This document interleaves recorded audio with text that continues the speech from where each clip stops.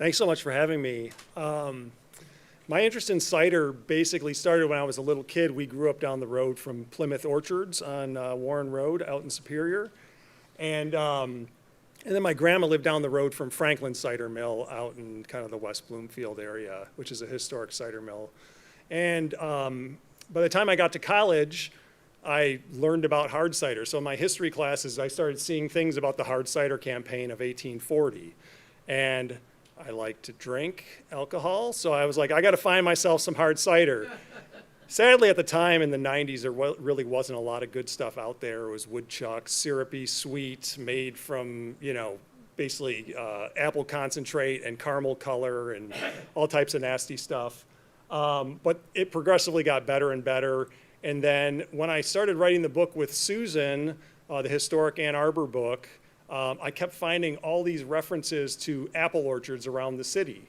All these houses I was researching were small orchards that were now basically suburbia, but the houses remained. And then I kept finding references to old cider mills that were in the city. And I was like, what's going on here? There must have been a longer history of cider making in this region. So I dug deeply. I started researching all the old cider mills. I compiled a list of 140 cider mills between 1841 and the present that were in Washtenaw County.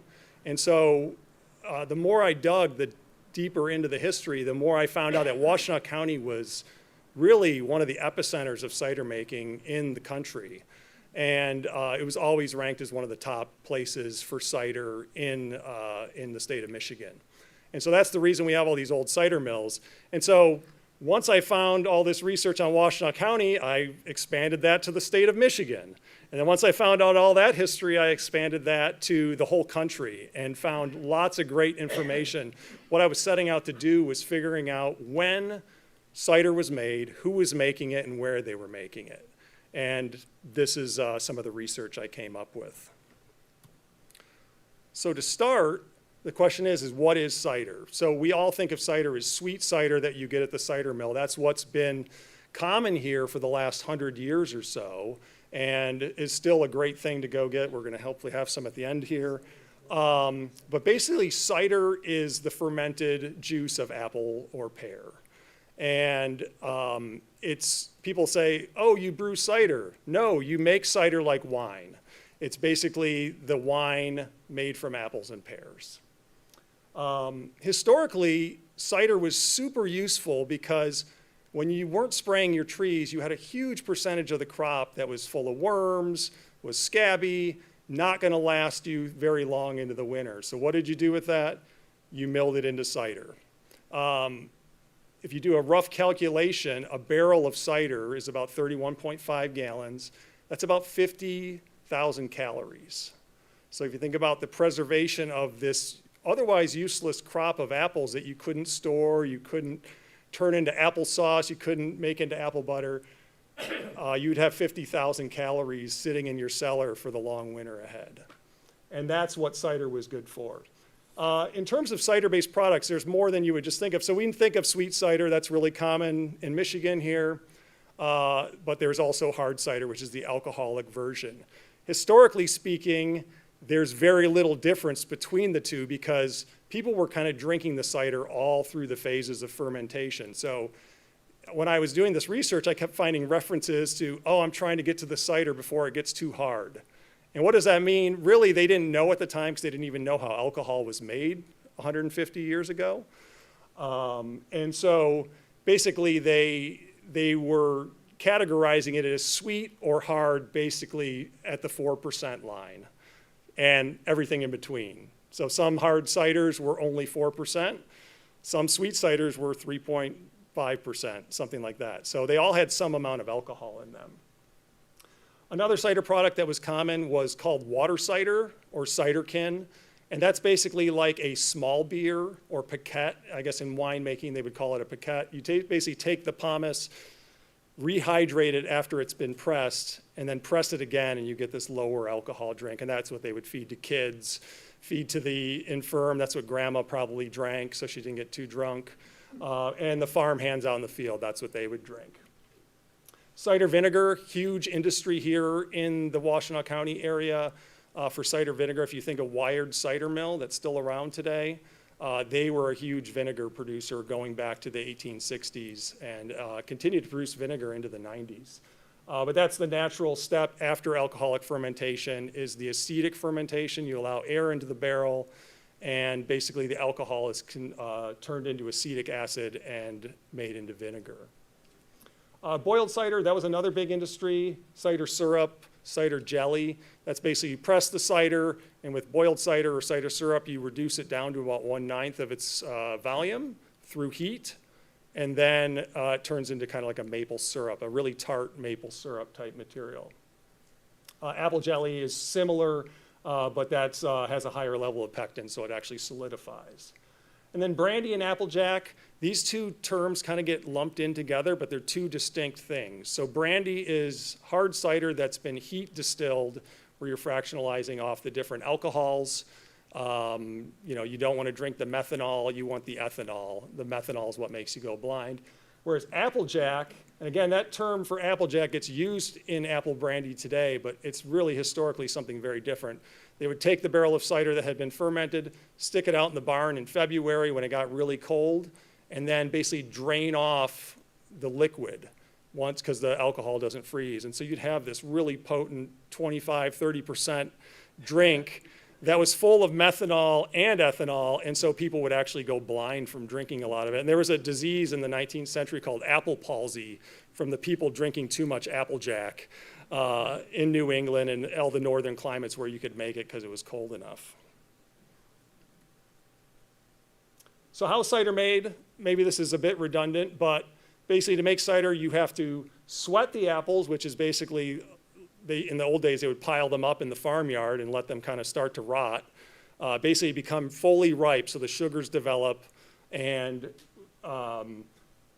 then they would mill them. And this is a pretty simple setup. This is actually a pretty antiquated setup for 1870 when this was painted, but they have a roller, a mill, that basically is driven by a horse around in a circle. They put the apples in that trough there, they get smashed, then they're taken over to the press, wrapped in it's called a cheese.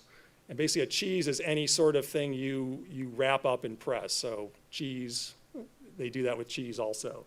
But in the old days, they used to wrap it in straw, like you can see in the picture here, and then they'd bring down the press and express the juice. The next step is the fermentation. So historically, all cider was fermented.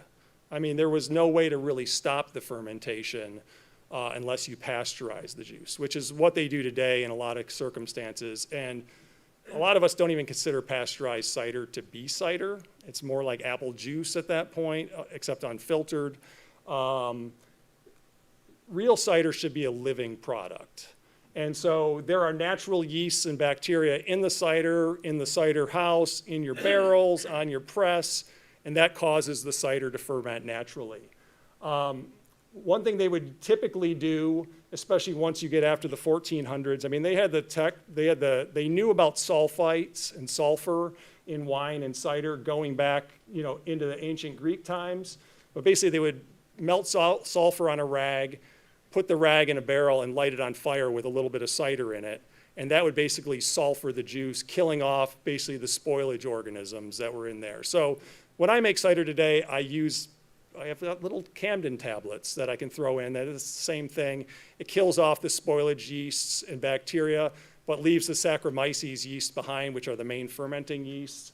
And that's what causes the fermentation. Today, most cider makers, most beer makers, most wine makers will buy a packet of yeast or some sort of liquid yeast and put it in. I'd like to spontaneously ferment everything with the natural yeast. That's kind of the traditional way to do it. And that's the way they did it basically until the 1940s or 50s when cultured yeast became really common. Racking and fining. Back in the old days, they kind of realized that a clarified cider was less likely to have funky flavors. And so what racking is basically when you put the cider in the barrel, you let it settle out, and sometimes they would use fining agents like gelatin or isinglass to clarify the cider. Then they would rack it into another barrel with a siphon, or they had a tap on the barrel, And then that created a cleaner fermentation. And they knew not to bottle the cider until it was fully clarified, because that's how you blow up your bottles. And typically it was served from a cask, but once you get into the 1600s, 1700s, the glass technology had kind of caught up and they started bottling cider. And we'll talk a bit more about champagne cider later. Quick word about apples and pears. So in order to make cider, you need apples and pears. And so apples and pears are native to Central Asia. Apples, they found where they originated from in the Tian Mountains in Kazakhstan. And they kind of made their way into the cider-making countries of Western Europe thousands of years ago on the Silk Road. And there were native crab apples in Europe, in North America, but they're very astringent and bitter and weren't very good for making any fermented beverages. Pears came from Eastern Europe, Central Asia. And one interesting thing about apples and pears that I'll make note of is that if you buy a Honeycrisp apple, every seed inside the Honeycrisp apple will be a unique variety of apple.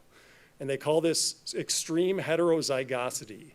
So basically, if you took a Honeycrisp apple seed, planted it, it would be a whole new variety. It could bear some resemblance to Honeycrisp, but it likely wouldn't. It could be a little tiny crab apple. It could be a giant, eating apple. It could be anything within the spectrum of what apples are capable of doing. So historically, there were an infinite number of apple varieties. The only way you can really replicate a Honeycrisp or a Baldwin or whatever the historic apple variety you're talking about would be to graft it onto a new tree. So you take a cutting from the original tree, graft it onto the roots of a new tree, and then it turns into a Honeycrisp tree. So in early America, there were like 14,000 apple varieties, named apple varieties. Most of these are extinct today. And we have a few thousand that we still cultivate, but most of them are gone. They were like specific to one town in Ohio, and the farmers around there grew it, and then once those trees died, they were never propagated and they're gone. So cider is typically a blend of apples, and the main things you're looking for are the sugar, acid, tannin, and aromatics. And some apples possess all of those characteristics, but most of them need a little help. So for instance, you could take a Baldwin apple and make cider out of it. I had one last weekend that was quite good. It's lacking a little something and could probably be picked up by adding other apples to that blend. So for instance, if you took a Gala apple and made cider out of it, it would be terrible. Modern apples are really not made for cider. They're typically sweet. They have a relatively low acid profile with the exception of, say, Honeycrisp or Granny Smith, and make pretty terrible cider. So what you're doing is you're creating a blend of apples that gives you all of those elements. So sugar gives you the alcohol. The acid is a preservative, but it also livens up the flavor of the cider. So if you drink and frankly, a lot of cider mill cider you get today is made out of Galas and Fujis and really not good apples. And you can taste it. It's really flat, kind of insipid, very thin. The color's not very dark. And it's because those apples have no tannin and very little acid. So you need a lot of acid, you need a little tannin, and you definitely need a lot of sugar. Aromatics, an apple that's classically aromatic is Macintosh, fantastic cider apple. That has actually it doesn't have a lot of tannin, but it has a lot of acid and a lot of sugar and fantastic aromatics that come through in the fermentation. Or if you're making sweet cider out of it, it's fantastic for that also. There were certain apples grown throughout time that were specifically for cider. A lot of these still exist in France and England and Spain. They're commonly grown. You'll have a whole orchard of just cider-specific varieties. Here, it was a little bit more mixed, where we grew a lot more apples that were multi-purpose. Same thing in Germany. They grew a lot more apples that were for cooking or eating, preserving, and then the culls, the bad apples, got turned into cider, and that's sort of what happened here. Now, there were specific apples. So for instance, this one here, the Harrison apple that's pictured, this is probably America's most famous cider apple. It was almost extinct, and they thought it was extinct until the 1970s. Some guys went out and started looking for it, and they found a single tree next to a cider mill in New Jersey. And so every Harrison tree that we have today is a descendant of that one tree. that they found in New Jersey. It was a famous apple in New Jersey in the Newark area, which we'll talk about Newark a bit later. It makes fantastic cider, and it's a shame to think that that apple almost disappeared, but it's not really good for anything else. So it's not an eating apple. You can eat it. It's just not that good. So that is one of the few American cider apples that we still have today. And then based on your climate, where you were located, all the cider was slightly different. So in France, they make a different type of cider. In England, they make a different type of cider. And then, New England, they have a style of cider that kind of emerged just because of the apple varieties that grew there. And that brings us to cider styles from around the world. So the biggest distinction between modern cider and traditional cider. So if you went to Kroger right now after this and you're like, oh, this has made me thirsty, I'm gonna go buy some hard cider. It's not gonna be good, probably, in my opinion. Most of it, 95% of the stuff you'll find at the grocery store is modern cider. It's fermented in 2 weeks. It might not even be 100% apple juice. Hopefully it is, but a lot of times they added other fillers, caramel color, sugar, and preservatives to kind of make it more shelf stable. Versus traditional cider is made slowly out of cider apples, whether with wild yeast or cultured yeast. And then that takes usually 6 months to a year, sometimes many years, to come into the point where you want to drink it. It's just a slower, longer term process, much more complicated flavor. We talked about pear cider versus apple cider. So pear cider is traditionally called perry, although I don't find any references to it being called perry in the United States. That's mostly what they call it in England. And then you have all these regional styles throughout Western Europe and into North America. So for instance, in Spain and the Basque Country and Asturias, they make a very tart, sort of vinegary, dry cider that's really a big part of their culture there, the tapas culture. And they serve it out of these big chestnut barrels where they pull the plug and you catch it like as it's shooting out across the bar floor. It's really quite a cool scene to see. In France, they have a very different type of cider than we're used to here. It's very high in tannin and very low in acid. They have these apples there that they are called bittersweets, and they're very tannic. And so the very dark juice, it dries your mouth out when you're drinking it. But the French also produce a very sweet cider. So a lot of their ciders are between 3 and 5% alcohol, as opposed to most of the ciders that I make are like 8% alcohol. In England, they have a lot of the same bittersweets, especially in the West Country of Southwest England. And so their cider is very similar to France, although it tends to be a little bit drier. And then in other parts of in England and Ireland and Scotland, Wales, they tend to make more a cider that's closer to American style cider, where it's made from mostly dessert and eating apples. In Germany, it's the same thing. They use a lot of multi-purpose apples. It's kind of a thinner cider, typically served still, kind of like a wine. And that's mostly made in Frankfurt in Western Germany. But we'll talk about the Swabia area too, because we had a lot of Swabian Germans that came to Washtenaw County here, and they played a big role in the cider culture here. And then American cider, like I had mentioned, it's typically made from multi-purpose apples. We have a few cider-specific apples and crab apples that we historically used. But it's, again, a high sugar, high acid, high alcohol cider is what typically was made in America. All right, a little bit about the roots of cider. So the roots of cider are a bit murky, especially in the early days. So one of the main things we don't know is that when you go into like ancient Greece and Rome, they were growing apples, and they were making wine, and we're pretty sure they were making cider. But the words they used to describe their non-grape alcoholic beverages sort of lump a bunch of stuff together. So for instance, the Romans, they were big cultivators of apples and pears. They loved it. They knew about grafting, and they basically brought apples and pears into England and everywhere that they conquered, basically, or everywhere that they would grow. And so We're pretty certain the Romans were making cider, but again, we just don't have direct evidence of that. They had the presses. They were making olive oil with these giant olive oil presses, so they had the presses to make it. They had the technology, but we're just not sure. And that's one of the main things. Cider is harder to make than wine. If we all envision, you know, the image of monks in the vat stepping on the grapes with their bare feet, that's really all you need to make grape wine.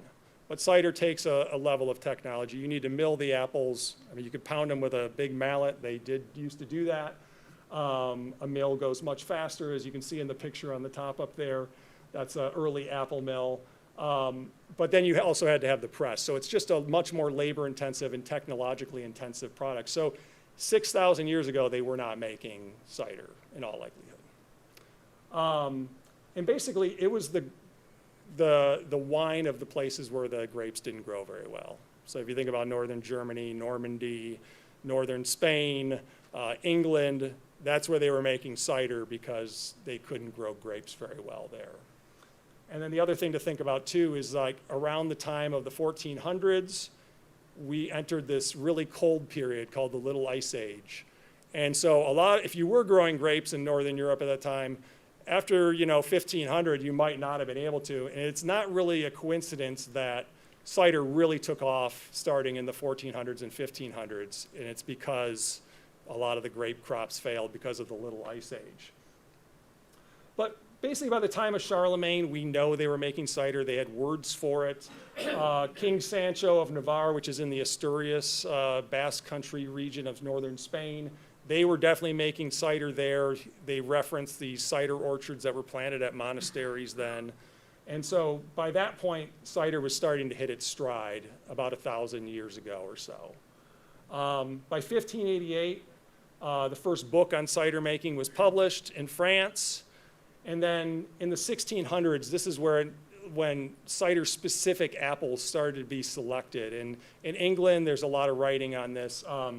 John Whirlidge published this book, which is what these images are from.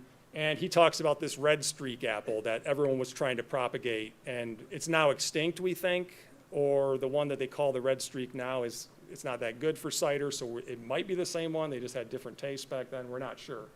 But one of the interesting things about this era in England is there was a mix of technology and then the love of cider. And so the English around the early 1600s, late 1500s had developed really strong glass bottles. And so they were the only people in the world with this technology. So Lord Scudamore, who was living, I think, in Herefordshire, one of the English cider regions at the time in the 1630s, started experimenting with bottle conditioning cider. And what they would do is they'd press the cider, ferment it, and then throw it in a bottle and put a little lump of sugar in it. And they put a cork and a cage on it, and that was the first carbonated beverages. And so Dom Perignon gets a lot of credit for creating champagne, but really he was copying what the English did, and the English were sending him the bottles because they were the only ones that could make it. So cider is probably the first carbonated beverage in the world, in the way we think of it, like a champagne. So all this stuff was going on in England, and then all these cider drinkers started migrating to America. And so by the time you get into the early 1600s, people are coming and settling in the New World here in North America. The first orchards were planted in Quebec in 1604 by the French. We'll talk a bit more about the French and their influence on cider and apple culture here in North America. They kind of get forgotten, but they were really, really, really important. 1610s, the first orchards in Virginia, and by 1625 in New England, they were planting orchards. And these were seedling orchards, so they basically brought a bag of apple seeds. They found that the apples that they grew in England didn't grow very well here, which we still struggle with today, those of us trying to grow English cider apples. So basically they brought seedlings, and basically the ones that survived became the North American apples of the future. And it took about 25, 30 plus years for these orchards to mature enough for there to actually be enough apples to make cider. So it really wasn't until 1640s in Canada, late 1640s in Virginia, and about 1650 in New England that they were making any significant amount of cider, and that's when you see the early references to it. But by 1700, they had planted so many apple trees that cider was ubiquitous, and it basically replaced ale drinking in most of the colonies, especially anything from Virginia north, where cider was really prominent, and apples grew really well. They did grow apples and make cider in Georgia and South Carolina and North Carolina, but it was a little less common. Oh, and one thing I also wanted to mention, and I've been researching this, I just have not found anything yet, and I've never seen anything written about it, but I have a feeling that the Spanish may have been the first people making cider in the New World. I'm just throwing that out there. They planted apple trees in the 15 and 1600s. They were in South America earlier than the Pilgrims on Plymouth Rock. So, and there is a cider tradition that's many hundreds of years old in Chile, Argentina, and other parts of South America where apples grow really well. So that's a future research project for me or somebody else that can speak Spanish. All right, the American cider boom. So we talked about 1700s, around the time when basically cider replaced ale or beer in America. And they were producing an insane amount of cider. I mean, I don't know. I think they might have been drunk all the time. I mean, I think the people of the colonial era did drink about 3 or 4 times as much alcohol as we drink today on average. So the average farm family was putting 10 to 40 barrels down in their cellar every winter, which is a rather large amount, up to 1,200 gallons. Now, it sounds like a lot, but they were drinking it. Remember, they were also drinking it when it was sweet, so they weren't necessarily getting drunk on it. Some of that was also turned into vinegar. They had 10 people living with them. And they also had farm hands that they had to feed. So you find accounts where they're like, oh, if I can't make cider, what am I going to feed the farm hands when they come? Because the farm hands that would go from farm to farm picking crops, they expected their cider. And so a family putting 40 barrels down in the cellar was not necessarily insane at that time. And also, it was used as currency because there wasn't a lot of hard currency. So you could take a barrel of cider and you could trade it for some other thing you needed on the farm. You could pay the doctor with it. You could pay the school teacher. And you have accounts in history of people paying people in cider. And in parts of England, it was actually, that was part of the payment for the farm laborers was cider. And it wasn't until the 1900s that they actually banned that because they're like, no, you have to pay them in real cash. And so there were some funny statistics I found. So 1721, one village of 40 families made 3,000 barrels of cider, or 2,362 gallons per family in that village. Now again, some of that was exported. Some of it was sent to the Caribbean, to the slave plantations down there and traded. A lot of it was sent on whaling voyages because they realized pretty early on that people that were drinking cider on these whaling voyages weren't getting scurvy because there's a lot of vitamin C and other vitamins in the cider. Essex County, New Jersey, which was the home of that Harrison apple we talked about earlier, in 1810 they made 6 million gallons of cider just in this one county, which is an insane sum. Essex County and Newark, New Jersey were kind of like considered the best cider making region in the world in the early 1800s. They produced this champagne cider that they called Newark Champagne because it was fake champagne. And that was exported throughout the world, all over America. You could buy Newark cider here in the 1800s. Vermont, more cider mills than schoolhouses. I thought that was a funny thing. These were temperance people saying this. And so they were pretty disturbed by the amount of cider that was being consumed. And a lot of distilleries in the north and in the mountain regions were distilling apple brandy, which was really common, especially in Newark, New Jersey, northern Vermont, and parts of Appalachia. And cider basically was the primary alcoholic drink in America until about the Civil War era. And that's when beer really started to overtake cider in production.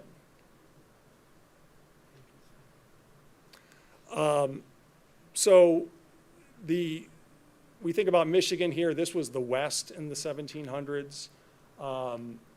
Apples came here quite early. And so we think, there's not a lot of research that's been done on this either, but Native Americans realized that this was a fantastic perennial crop. And they were planting apple orchards. The Iroquois planted a lot of apple orchards. When people came to Michigan here in the 1820s and 30s, they would settle in Shiawassee County and they'd find all these old apple trees that were cultivated by the Potawatomi, the Ojibwa, all the tribes that were here. So the Indians adopted this very early on in the 1600s and 1700s, where they would plant apple trees, plant peach trees, and then they would come back in the fall and harvest them, and they would bury them like potatoes, apparently. That's what I've read. So the Michilimackinac, the Indians were burying their apples every fall and then coming back in the spring to harvest them, or to get them. This is a picture of Johnny Appleseed. He's talked about basically in every story about cider you ever see in American history. I always kind of shrugged off the stories of Johnny Appleseed until I had actually researched cider making in the regions that he worked in. So Johnny Appleseed was born in Massachusetts around the time of the start of the Revolution. In the late 1700s, he went to Pennsylvania and started a nursery business. So what he did is he took the seeds from cider mills, and he'd go to the edge of the frontier and plant them. He'd buy land and plant them, put a little fence around it, and then come back once the settlers had come there, had migrated west, and then he would sell them seedling apple trees. So part of the rules for buying government land is they were trying to ward off speculators. So you had to plant a certain number of apple trees and peach trees. And so Johnny Appleseed was basically a businessman. He was a crazy coot, religious zealot. But he was a businessman that owned 1,000 acres of land when he died in 1845. And so he had nurseries all throughout basically what was the old Pennsylvania and the old Northwest Territory into Ohio, Indiana, and Illinois. And so, again, I had kind of shrugged off his stories as mostly folklore until I realized how much cider and discovered how much cider they were making in these states. So a state like Pennsylvania was always one of the leading producers of cider once you got into the mid to late 1800s. Same thing with Ohio. Ohio just made an insane amount of cider, which is interesting because they're just not known for that today. It disappeared, even though they're still a top 10 apple growing state. If you had been alive in 1870, Ohio was one of the biggest apple growing states. And one of the biggest cider producing states. And cider pressing, or cider presses, were a major industry in Ohio. And actually Albers out in Manchester, they have a Mount Gilead cider press that's from the late 1800s that was made in Mount Gilead, Ohio. And basically all of these states in the West, they basically, the ones that were settled before 1840, they made cider in. So part of my research and one of the aha moments I had when I was doing it was in 1899, the government went from farm to farm doing the farm census for the 1900 census. And this was the first time they'd ever recorded how much cider farms were making. And so it was really interesting to see where they were making cider. So nearly every state except Nevada had some farm cider made. Arizona even had farm cider made, which is kind of wild. Mississippi, Florida. But the primary states were basically these states here, from Maine down into Pennsylvania, Virginia, West Virginia, a little bit into North Carolina, and then across until you get to Missouri. And that's where it stopped. So California, they just didn't make a lot of cider. Martinelli's is a famous cider company that started in the 1800s in California, but they just didn't need cider because they had so many grapes that they grew. Also north of Illinois, Wisconsin, Minnesota, those states became big apple growers, but they just didn't make a lot of cider for some reason. And I think part of it was the intention of the orchardists at the time when those trees were planted. So if you had been in Indiana, which was a big cider making state, in 1840 and you were laying out your orchard, you had intended that that orchard was going to be a mixed orchard with cider fruit for drying, preserving, all the other things that you would do with apples. And then the states further to the west, when you get past Missouri, they just weren't planting apples for that reason. I haven't quite put my finger on the reason for that yet. Some of it could have been cultural. But the other thing I was thinking too is that, by the time you get west, so the states that were settled in the great expansion of the 1840s into California, into the middle states, into Oregon, Washington, those trees took 30, again, like we were talking about, that 30-year window, from when the trees were planted and these giant standard apple trees took to become fully bearing. It took about 30 to 40 years, so you were already into the late 19th century by the time your orchard was fully bearing in a place like Oregon. And they just weren't making cider out of those apples. They had found other uses for them, which we'll talk about. All right, we're going to talk a little bit about Michigan here. So there's some interesting DNA research that's just happened recently in the last few years. And so they've basically been sequencing the DNA for all of these old apple varieties. So the most historic apple varieties in America, basically all the way up to the present day, they've been putting together who the parents are of these apples. And the interesting thing about most important American heirloom apples, so if you think about Esopus Spitzenberg, Baldwin, a lot of these apples that were popular in North America in the 1800s, most of their parentage is French. And that's something that was really surprising to a lot of people, especially the guys that were doing the research, because they expected to see a much more large percent of English apple DNA in those historic varieties. But if you think about it, the French were here earlier. Most of Northern America was France up until the French and Indian War, and they lost. And then England took over, places like Missouri and Detroit and, New York. A lot of those areas were French territory. And so the French who settled Michigan starting in the 1600s started planting apple trees here. And a lot of the French that settled in Detroit were from Normandy, which is a big cider making region. And so the first thing they did when they got here is they looked around and there were apple trees everywhere. When Cadillac landed, there were apple trees everywhere. We don't really know what that means, but they describe it being like an orchard with plums and apples. And so were those native plums and crab apples? We're not sure. They don't describe it any further than that. It's possible that Indians had planted apple trees here. That's very possible. Like something like Grosse Ile was covered in apples when the French got here in the early 1700s. And so Detroit has one of the oldest cider cultures in America. They were making it here by 1708. That's the earliest reference I can find to it. They may have been making it earlier, but they were thirsty and wanted to get drunk, and they had all these apples everywhere, so they were making it into cider. And in the 1700s, and by the time the Yankees got here, starting in the 1800s, they describe every French farm had a cider mill. And they also describe both sides of the Detroit River in Windsor and Detroit being covered in orchards. And in bloom time, they would describe just all the pink blossoms everywhere on both sides of the river when you're going down in your canoe or in your boat.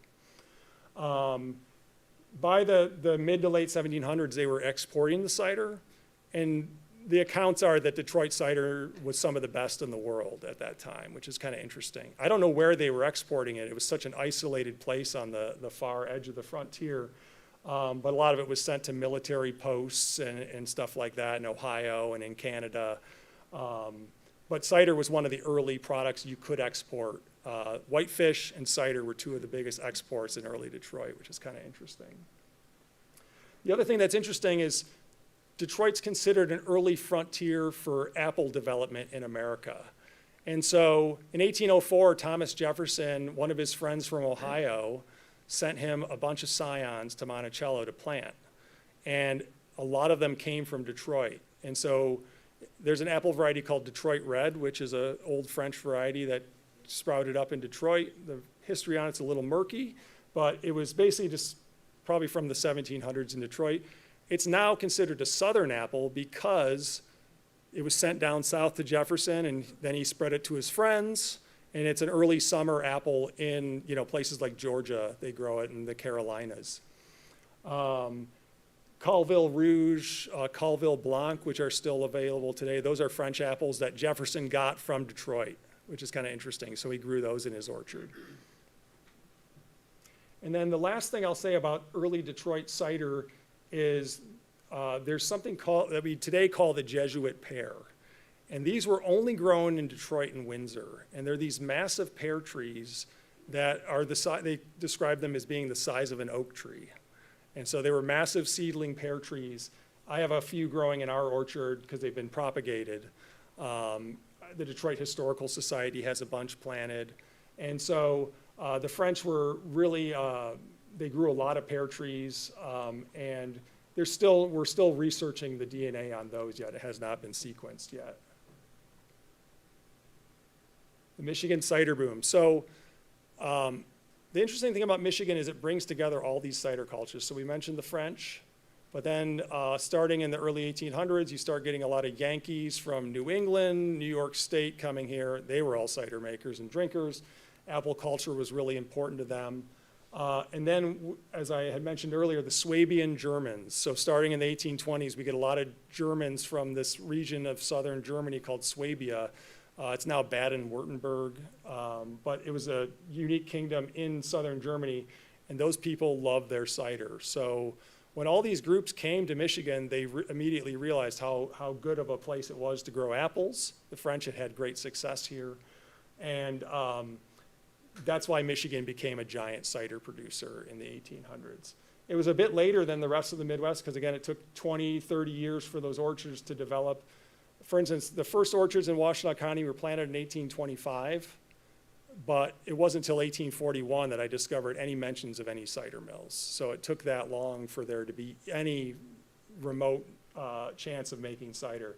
And it wasn't until about 1855 that I saw a huge spike in the number of cider mills. So it took 25 years for that culture to really take off. But by 1860, Michigan was one of the top fruit producers in the country. The interesting thing about, too, when this Michigan cider boom happened, it's also kind of part of the Industrial Revolution. So they were setting up steam-powered cider mills with these giant presses. And so the efficiency just got increasingly better and better as you get into the 1860s. And there were, like down behind the Blind Pig, there was a giant cider factory down there. And they describe rail cars full of apples dropping off apples to be turned into cider and vinegar down there. In the 1880s, Michigan produced roughly 8 to 14 million gallons of cider per year. That was kind of like the boom times for Michigan cider making. One other thing, 1909, 120 members of the Washtenaw Cider Makers Association. So I found 140 mills here, but there were many, many more that are lost to history. And the last person I'll mention about the Michigan cider history is David Henning, the Michigan Apple King. So David Henning was an Irish immigrant who settled in Ypsilanti and then eventually settled in Ann Arbor. His building is one of his cooperage shops is down on Detroit Street in Carytown still, built in 1864. So David Henning was a barrel maker, but he also had a series of cider mills.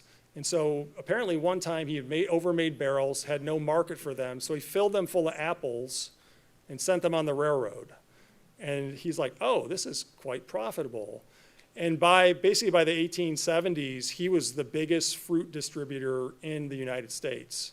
And basically took Michigan apples, Washtenaw County apples and apples from Calhoun County, all over southern Michigan here, filled his barrels full of apples, and then shipped them to Chicago. But he also had this giant cider operation. He had ice houses and insulated rail cars to ship cider to Chicago in, which was probably the biggest market, Chicago and Detroit, for what he was doing. But his apples went all over the country, and he had orange groves in California. He was Ann Arbor's first millionaire.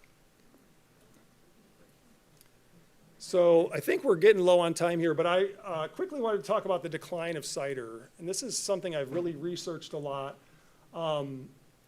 There are some culprits that always get brought up, like Prohibition. And I don't think that that's really why cider declined. Because if you think about whiskey, we still drank whiskey after Prohibition ended. We still drank beer after Prohibition, but cider virtually disappeared after Prohibition. So I don't think that was the main reason. Really, the main thing that happened was a destruction of the way of life and the world that cider existed in. So some of the culinary historians here could probably point to other foods, other traditions that disappeared once people moved to the city. So in 1810, it was like 10% of the population lived in a city in America. By 1870, it was a quarter. By 1920, it was half. And that number just kept going up and up and up as people left the countryside and moved to the city. So basically, it was a destruction of the world that cider lived in. So my grandma grew up on a farm in Nebraska where they basically had no electricity. They canned everything, and that was the only way you preserved your food. And cider was just one of those preservation techniques that, like smoking a ham. Who smokes a ham anymore? I guess it's kind of become, a niche thing now, but farms don't do it anymore because you don't have to. The other thing that was really interesting that I found in my research was, and this is something I don't ever see mentioned, was lead arsenate sprays. So spraying your apple trees. Prior to the 1890s, nobody really sprayed their apple trees, but then they developed these really toxic sprays that killed everything. And so you no longer had borer problems, and 2/3 or 3/4 of your apple crop wasn't all wormy and not fit for market. So one stat I found was in the 1870s and 80s, about half the apple crop was going into cider making. But by 1910, it was only 16%. Or no, 1916, something like that. It was like 10% of the apple crop by the time you get into the 1910s went into cider making. So that was just a huge shift. Apples were more valuable if they didn't have worms in them. Cider apples had no value. And it was just a way to salvage what you had that wasn't really of any value and turn it into something maybe profitable. So once they figured out you could spray your apples, that was pretty much the end of cider. And it was a slow decline, and there's always still cider apples that you need to process or turn into apple juice or whatever. But that was one of the big things I discovered was around the 1890s, most of the apples or half the apples were going into cider making, but shortly after that, that was a change. And so a lot of these orchards out in Washington, they didn't have the disease pressure that we had here in the East. So a lot of those, that's why Washington became such a behemoth in the apple growing industry, because they just didn't have codling moth like we have here. And fewer fungal diseases and anything that would make your apples ugly and unmarketable. The other thing too, just changing technologies. If you think about the soda pop industry, cider was once the only sweet drink that was available. People did make ginger beer, but sugar was expensive. So cider was one of the sweet drinks you had, but once all these other beverage options came about, and once you moved away from the farm where they didn't have cider anymore, people just stopped drinking it. Beer production, this is staggering. I need to look at the numbers here really quick because this is just shocking how much beer blew everything up in America. So basically in 1865 or 1866, 158 million gallons of beer were made. And that was a huge jump in 10, 15 years, because in 1850 they were making 23 million barrels of beer, or gallons of beer, I'm sorry. And so it just kept growing. So it's kind of steadily growing through the 1800s. And then you get these giant German industrial breweries that show up. And then the West opens up. Think about Iowa. They were growing all types of grain that could be turned into beer. Think about Missouri, Wisconsin, all these places that became big beer producers. And then in 1866, 158 million gallons. By 1914, 2 billion gallons.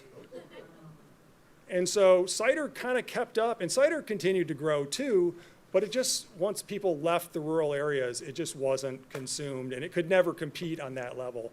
There was attempts to make industrial cider factories like this one over on Ashley Street in Ann Arbor, but it was really short-lived. Apple crops were very variable, like you'd have a huge crop one year, and then the next year there'd be almost nothing. And so if you've got a factory that's sitting empty because you don't have any apples to put through your mill, it's not a very viable economic model. And then temperance. So cider was always considered a temperance drink until about 1830. Dr. Benjamin Rush, who's a early American patriot, he was one of the early temperance people. He's like, don't drink whiskey, drink cider, drink wine, drink beer. These are much healthier alternatives. But by 1830, there was a shift, and the temperance movement got a lot more extreme, and maybe people were just drinking too much cider too. That might have been part of it. They started calling it the devil's kindling wood. And it was sort of like considered the gateway drug. It was like the marijuana of its time. Next thing you know, you're smoking a doobie and then you're gonna be smoking crack. It was kind of like that. And so they said, oh, cider's not innocent. It's the gateway drug. It's the devil's kindling wood that gets the fire started. So you were a little kid growing up in the 1850s drinking cider, and at a certain point they started to view that as a very negative thing.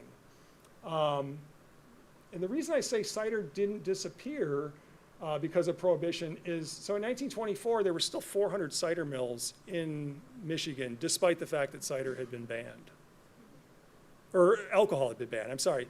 The other thing too about alcohol in Prohibition is cider kind of occupied this gray area. So if you had fermented cider and got caught drunk on the street, you would get in trouble.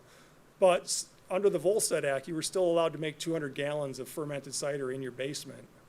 So it never fully disappeared, except for all of the other reasons I had mentioned earlier, which is why Prohibition was not the main culprit.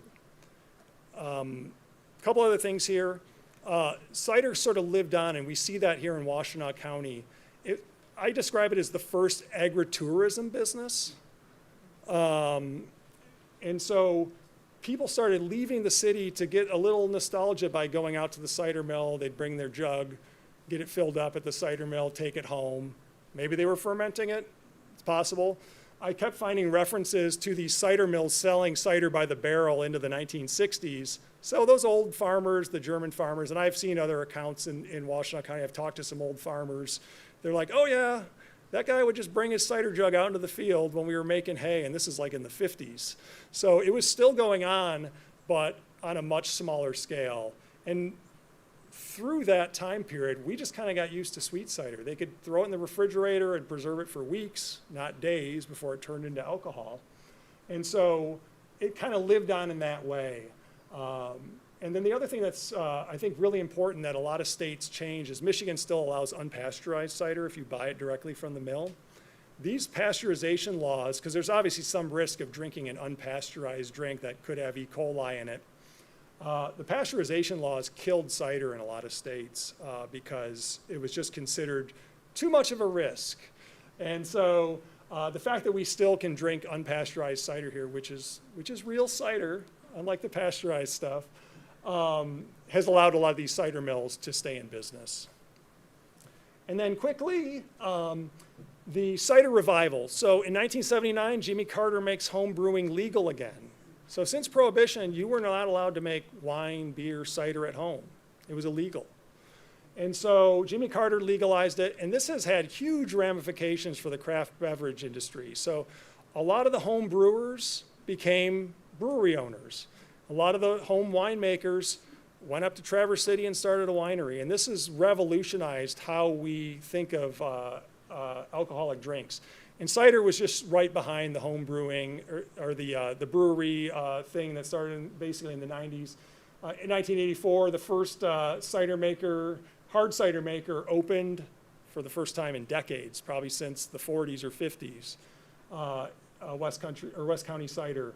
And then cider is now about 2% of alcohol sales in America. So a far cry from 1860, but it's making a comeback to one degree or another.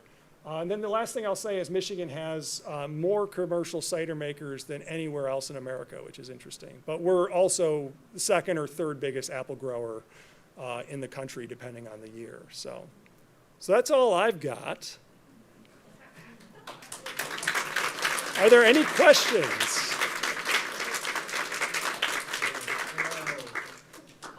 So we've got time for a Q&A session, some questions and answers. I would just like to say two things. One is that I'll be alternating questions taken live here and questions from our online chat for those people viewing this on YouTube through the live stream. And I'll also ask, regardless of whether or not you have a great loud speaking voice, that you use the mic. So I'll be passing this around. That's how we can guarantee that everyone hears it if they're watching online. All right, so question from the room first, I think. Any questions? Yes.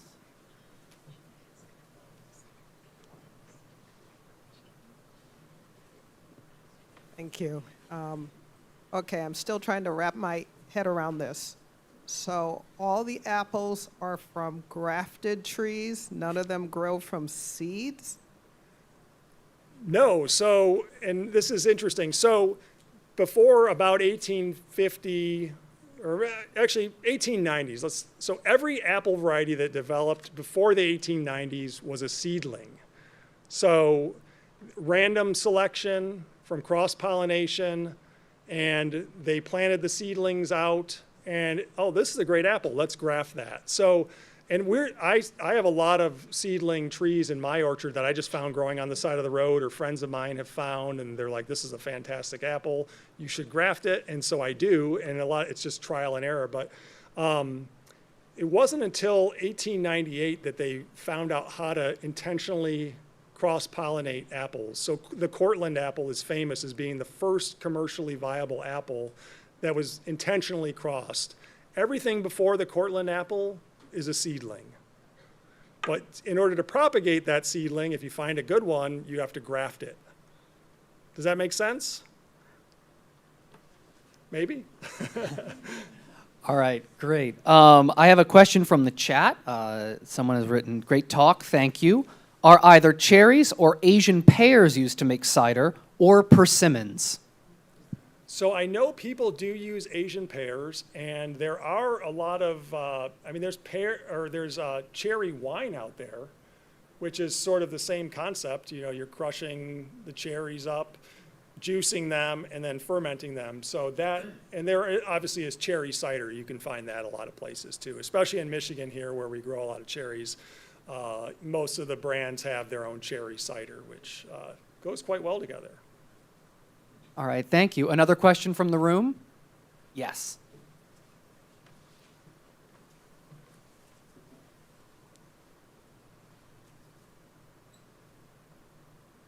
When you talk about fermentation and worrying about bacteria like E. coli, is there a way you can prevent that without pasteurizing? So fermentation basically kills E. coli. So for instance, when you're pressing sweet cider, you have to use tree-picked fruit. It can't ever touch the ground. And that's because a lot of the E. coli is in the deer poop and everything on the ground. With hard cider, you can use all the drops and windfalls you want because really 1% to 2% alcohol kills E. coli. I know a lot of the cider mills that they've started doing UV pasteurization, and that kills E. coli without affecting the flavor as much as heat pasteurization. So that would be the only other way to do it. But good old alcohol will kill most things. So. Thank you. All right, do you have any other questions from the room? Yes.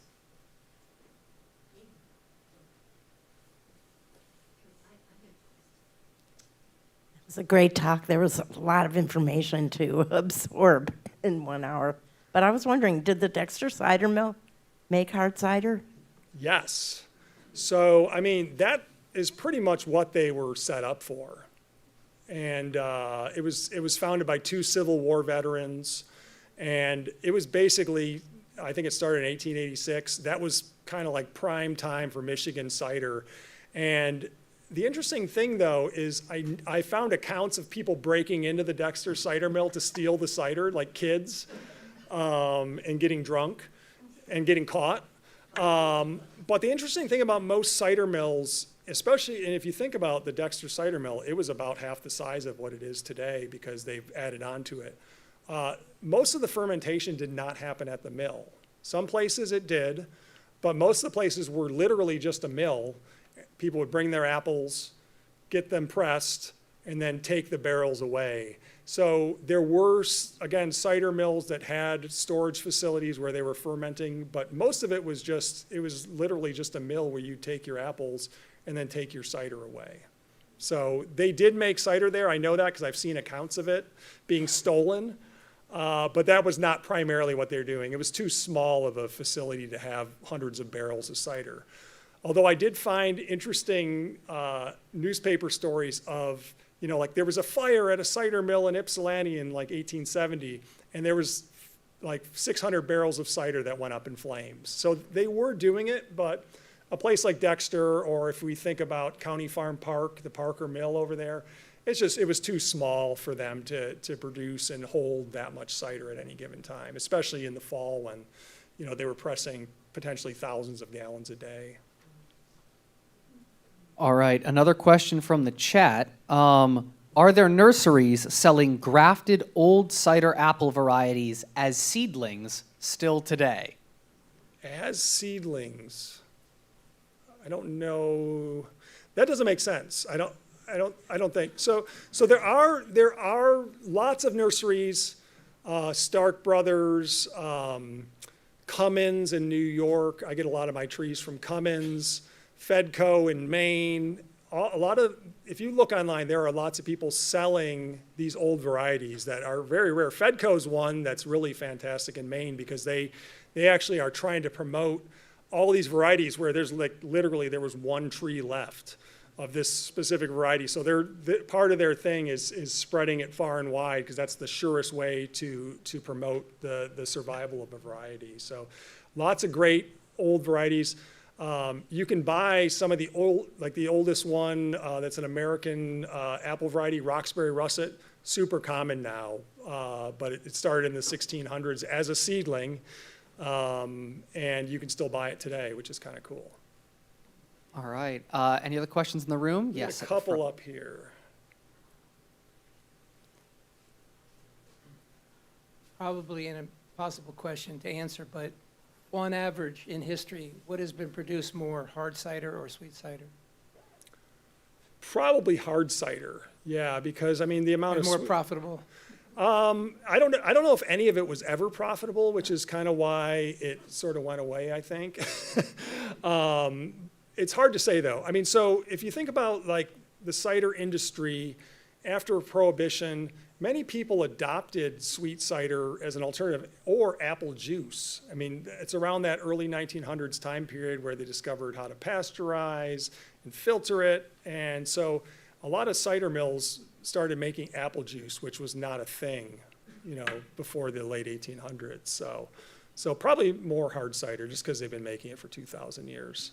And it turns hard no matter what you did, so eventually. And just letting it sit around, it turns hard anyway. It will At home, turn, yeah. it will turn into alcoholic cider on its own. It makes itself. Any other questions in the room? Yes. One of my friends living in the other state asked me to buy their cherry wine, and I didn't know about it. So would you tell me where to buy? I was searching it. I don't know Oh. where to buy. I You know it's know- a specialty in Michigan. I'm sure if you went to Plum Market or someplace like that, they probably have a cherry wine. Oh, does Cherry Republic? Cherry Republic. Yeah, there's a lot up in Traverse City that sell it because that's where they grow most of the cherries up there. Yeah, it's definitely farm. But they sell it down here. I know Black Star Farms used to make one that you could find locally. All right. Yes, I see a few more questions in the room. Patrick, I was wondering, is there any evidence of the precursor to the apple? That fruit? Yes, was ever used for pressing into anything, like a cider? You're talking about medlars, is that Yeah, what you said? medlars, yeah. Yeah, I don't know. I've never seen that referenced. I know there's one growing on Pontiac Trail, so Oh, interesting. one of the trees. Also, do they still do bring your own apples for pressing at the Grange? I don't think anybody does that anymore because, and this is the way I've heard it described, Michigan law, because of E. coli, they're super paranoid about the sourcing of apples. So my friend that has a cider business in Ohio, he actually can bring his apples to a mill and have them pressed because Ohio law is different. But in Michigan, you're not allowed to do that apparently. Yeah, I grew up across from a big cider mill in Virginia, and we could take our apples over. Yeah, the E. coli scares of the 80s and 90s kind of put an end to that. And I don't even think you can buy unpasteurized cider in Virginia anymore. I was so horrified Yes, when I you went. can. Oh, you can?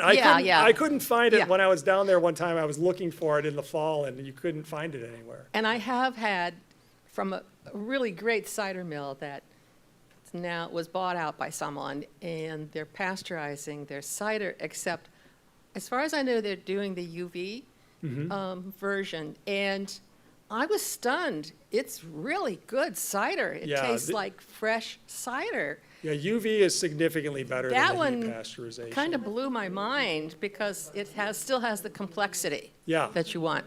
Yeah, because you're not cooking it, basically. You're just killing the microbes in it. Any other questions? Yes, I see another one over here.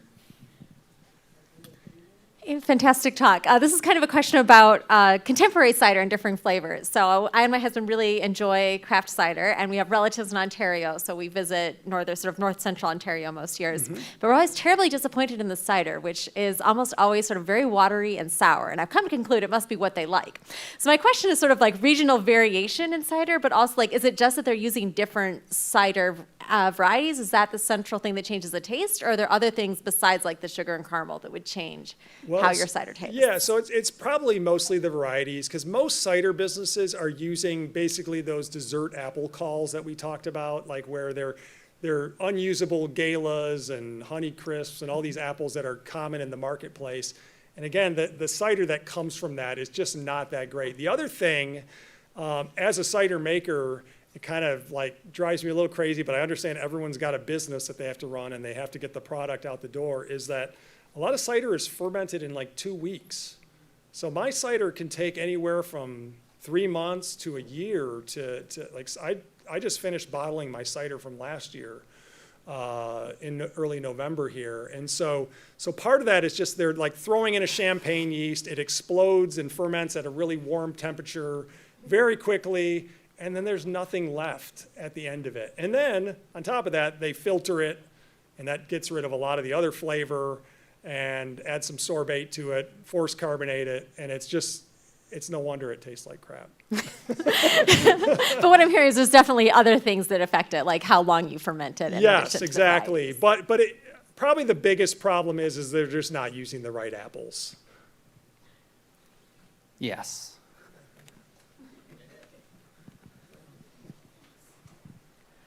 I'm personally curious. I live in Delhi Mills. Used to be a town, a mill town. And I know from looking at old maps, there was an apple orchard across from my house 100 years ago.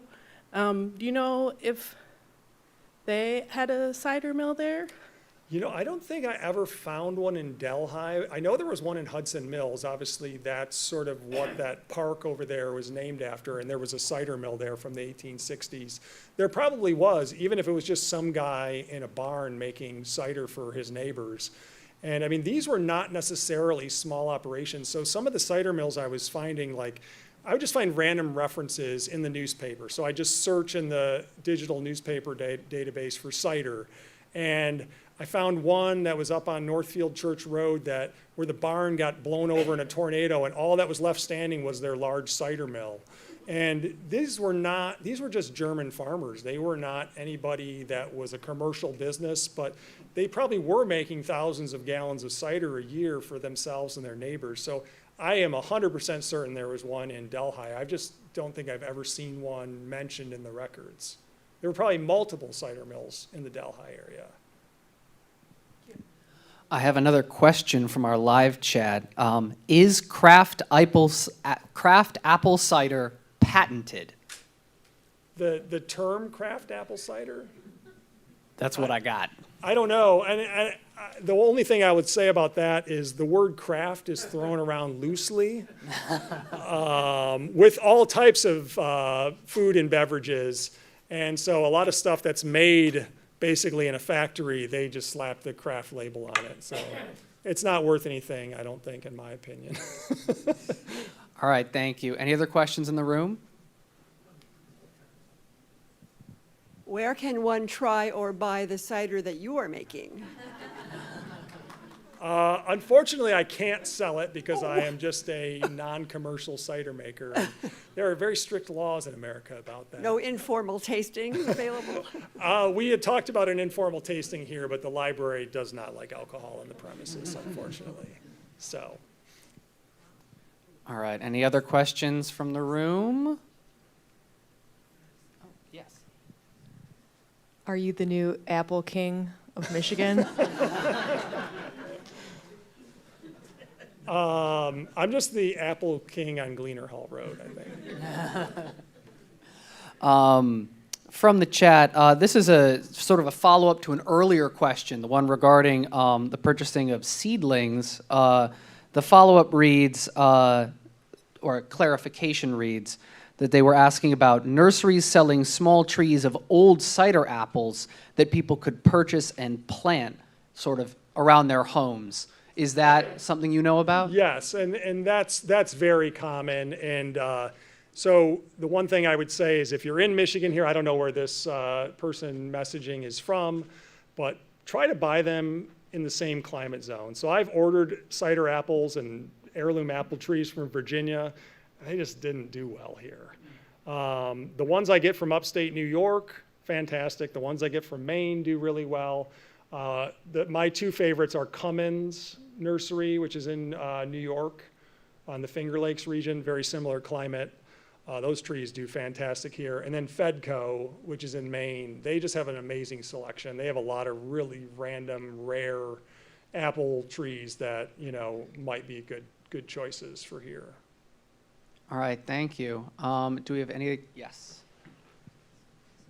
Maybe you've already answered this, but our summers lately have been much hotter, warmer, and drier.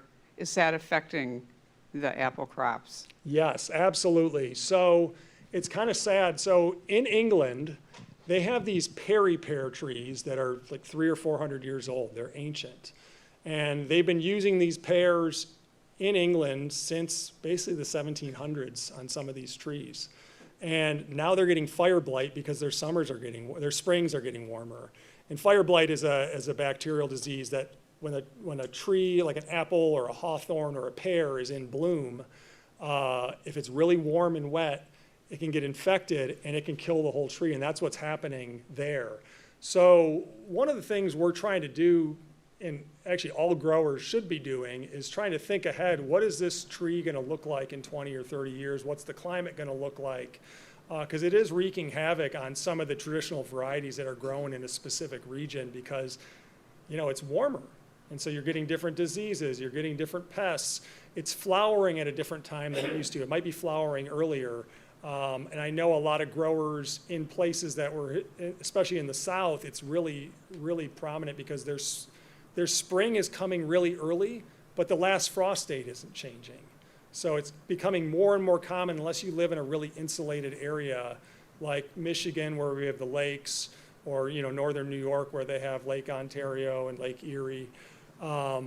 You can get drilled with frost even though the frost date hasn't changed, but the spring is coming earlier. So it's really making it difficult. And one of the things that I always joke about is like, I probably just need to be planting more southern apples because that's sort of what our summers are getting hotter, and it probably makes sense to start planting some varieties that maybe were common in Virginia or Pennsylvania where the climate's slightly warmer.